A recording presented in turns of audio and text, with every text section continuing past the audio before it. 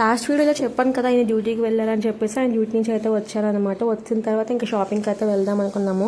ఎందుకు వచ్చిన వెంటనే వెళ్దాం అనుకున్నామంటే ఆయన కొంచెం మళ్ళీ డ్యూటీకి వెళ్ళిపోతాను, ఎప్పుడు పిలుస్తారు తెలియదు అన్నారు. ఇంకా అందుకని చెప్పేసి ఇంకా ఉన్నప్పుడే వెళ్దాం కదా అని చెప్పేసి ఇంక షాపింగ్కి అయితే స్టార్ట్ అయిపోయాం మేము. ఇక్కడ మేము విశాల్కి అయితే వచ్చామండి. ఫస్ట్ విశాల్ షాపింగ్ చేసాం, ఎందుకంటే ఇంకా మనకి ఈ ఏరియాస్లో మనకు అంత తెలియని ఏరియాలు కదా, అన్నిగా తిరగలేము. తిరిగిన ఈ రోడ్స్ అన్ని గుర్తుపెట్టుకోవాలి. అదే ఒక షాప్కి వెళ్ళిపోయాం విశాల్కి, అది కూడా కొంచెం అక్కడ కూడా కొంచెం బాగానే ఉంటాయి. సో అందుకని చెప్పేసి విశాల్కి అయితే వచ్చాం మేము. పిల్లలకి కావాల్సిన బట్టలు అయితే తీసుకున్నాము. తీసుకొని ఇంక వెంటనే ఇంటికైతే రిటర్న్ అయిపోయి మళ్ళీ డ్యూటీ ఉన్నాయి డ్యూటీ. సో అందుకని చెప్పేసి ఇంక ఇంటికైతే వచ్చాము. వచ్చే దారిలో ఇవన్నీ హాస్పిటల్స్ అనమాట. ఇక్కడ మనకి కనిపిస్తుంది కదా, అదైతే క్యాన్సర్ హాస్పిటల్ అనమాట.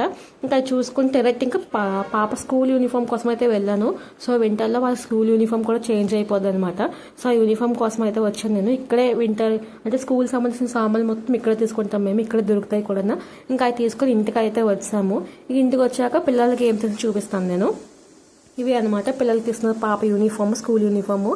జస్ట్ ఇన్నర్ లాగే ఉంటుంది ప్యాంట్ అయితే. ఇది కట్ అనమాట. కొంచెం స్ట్రాంగ్గా ఉన్నాయి, అంటే కొంచెం పలుచగా కొంచెం గట్టిగా ఉన్నాయి అన్నమాట. చలి కొంచెం అంతా ఏమేదు. ఇంకా సాక్సెస్ కూడా ఇది వచ్చేసి నార్మల్ యూనిఫాము. అండ్ ఇంకా వైట్ యూనిఫామ్ కూడా ఓన్లీ వైట్ యూనిఫామ్కి కింద వైట్ ప్యాంట్ వేసుకుంటారు, అండ్ పైన నార్మల్ స్వెటర్ ఉంటుంది. ఆ స్వెటర్ కూడా చూపిస్తాను నేను ఎప్పుడైనా వీడియోస్లోని.